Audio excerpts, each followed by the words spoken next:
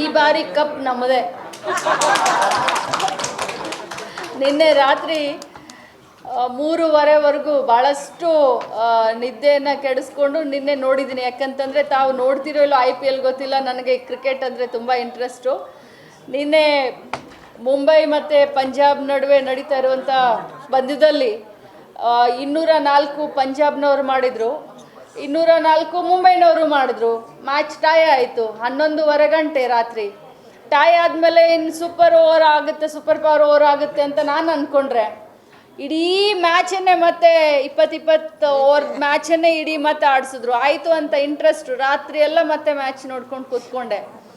ಭಾಳಷ್ಟು ರೋಚಕವಾದಂಥ ಮ್ಯಾಚು. 207 ಪಂಜಾಬ್ನವ್ರು ಮಾಡಿದ್ರು ಮತ್ತು 204 ಮುಂಬೈ ಇಂಡಿಯನ್ಸ್ ಮಾಡಿ, ಒಟ್ಟಿಗೆ ಪಂಜಾಬ್ ಮತ್ತು RCB ಮಧ್ಯದಲ್ಲಿ ಮ್ಯಾಚ್ ಆಗ್ತಾಯಿದೆ.